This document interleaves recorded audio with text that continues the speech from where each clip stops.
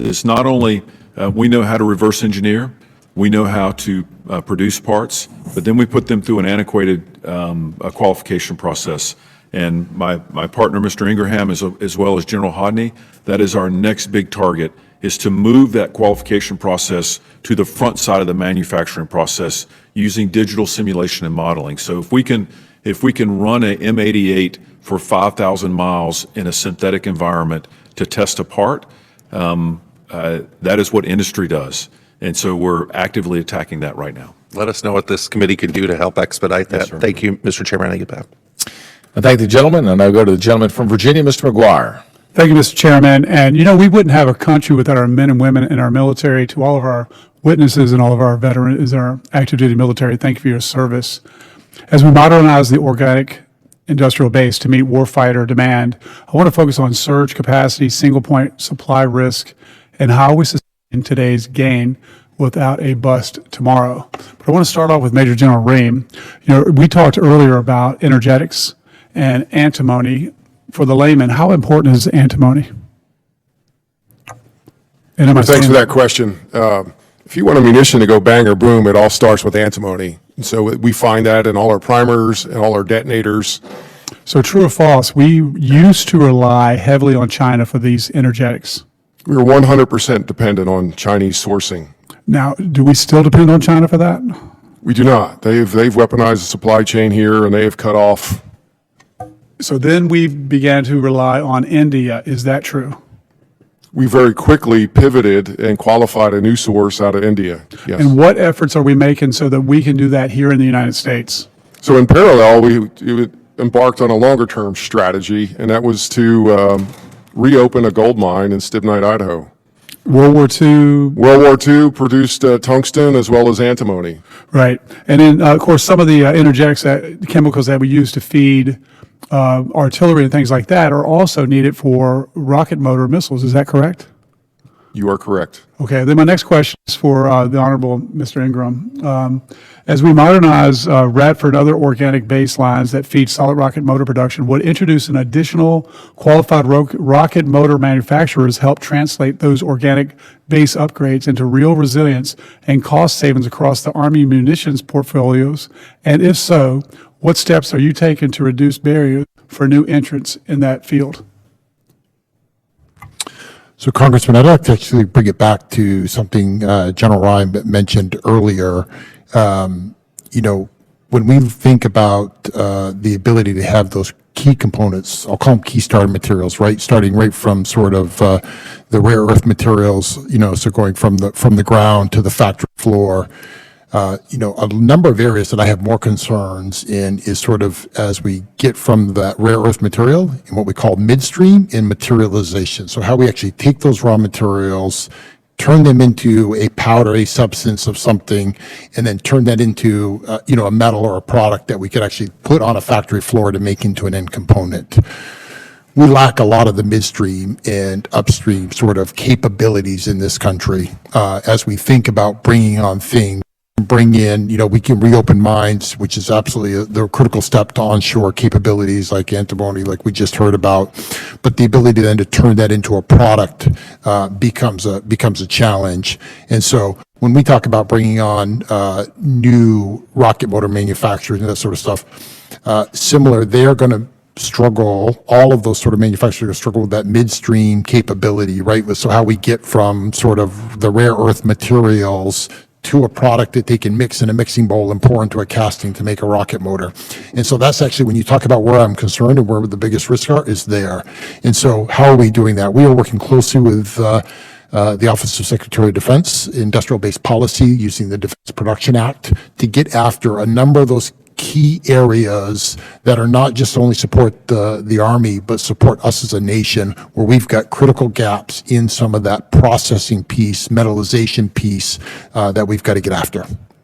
That sounds great. I think this kind of, you just answered this next question, but let's make sure we got it right. So how is the Deputy Secretary of War and Office of Industrial Base Policy coordinating with you and your munitions teams to map supply chain vulnerabilities to platform level requirements? And what can we do in the Armed Services Committee to help you get there? Yeah, so Congressman, I mentioned, working with OSW, industrial-based policy. In fact, something they have is called an industrial-based council. We actually just had it earlier this week where we get together, look at those supply chains, right? And they have mapped those supply chains all the way from the rare earth material to the factory floor across roughly the 32 critical raw rare earth materials that we are currently trying to onshore and grow. And so there are gaps there. And as we look across the investments that they are making, investments that we're making sort of larger across the whole of government approach, investments, commerce or others are making in those spaces, ensuring we're deconflicting and not sort of going heavy in one area and nothing in another area, right? And so they are sort of the deconflicting of that space, as well as executing, Defense Production Act authorities in the space. And so we are working close with them to ensure that Army investments align with sort of the greater strategy. Well, I'm out of time, but let us know how we can help. Thank you. I thank the gentleman. We'll now go to Mr. Mesmer for his 5 minutes. Thank you, Mr. Chairman, and thank you to the witnesses for being here today. I just attended a groundbreaking of a new solid rocket motor manufacturing site at a munitions campus just outside of Crane Army ammunition activity in my district. The munitions campus, anchored by Prometheus Energetics, is a joint venture between Kratos and Rafael, and a great example of building capacity and munitions readiness. Supporting these kind of projects at munitions campuses surrounding our arsenal activity sites should be highly considered as we modernize our organic industrial base. Assistant Secretary Ingram, how is the Army structuring acquisition strategies and contracting mechanisms to fully leverage newly qualified partners, and what additional authorities or resources would help accelerate their contribution to the readiness solution? Congressman, it absolutely starts with sort of the lowering the barriers to entry. And so we are absolutely looking at a number of efforts, working closely with some of the other services, specifically Air Force and Navy, on how we're ensuring that there's a lot of solid rocket motor manufacturers that are starting to grow up, because there was a significant demand in that, and there still is a significant demand to fill that gap. And so as we look at a number of our future munitions, we're looking at, a number of, open competitions that will allow vendors to bring their capabilities forward through a number of test phases where we can qualify multiple sources to really drive the competition in industry and bring multiple vendors on board for multiple munitions. So we're not limited to a single solid rocket motor manufacturer. Okay, thank you. Also, Assistant Secretary, roughly 1,700 parts have been identified as suitable for additive manufacturing.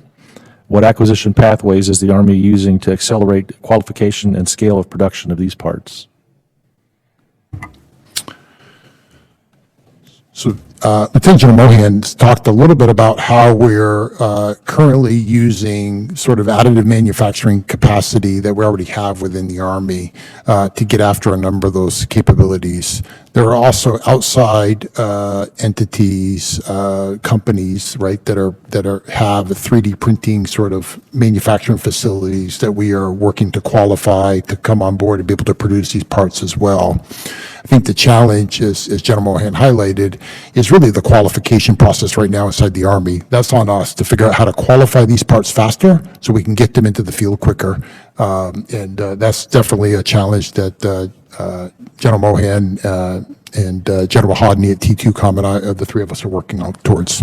Okay, that leads right into my next question. What is the average time required to qualify an additive manufactured component? So I think that's the challenge we're facing right now, right? So when we talk, safety critical parts, something that's going to go on a fixed wing or a rotary wing aircraft, there's a different level of test and maturity that we need to do on that part relative to a part that's going to go on, a wad of buffalo that's going to tow on a trailer behind a JLTV, right? There's different levels of risk that we have to take, and that's where we've got one path right now. And so we are working through to change sort of the levels of risk that would allow us to accept, much more risk on lower parts that are not concerned for airworthiness or things of that nature. But I'll let General Mulligan tie into that if he's got some other additional. Yeah, so our current process can take anywhere from